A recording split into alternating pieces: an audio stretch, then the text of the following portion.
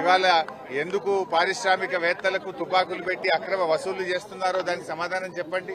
Endowment land విషయంలో ఆవిడ చేసిన ఆరోపణల మీద ఒక సిట్ వేయండి, లేదా ఒక జ్యుడిషియల్ ఎంక్వైరీ కమిషన్ వేసి మరి న్యాయం మీద వాస్తవాలు బయటకు తెచ్చే ప్రయత్నం చేయండి.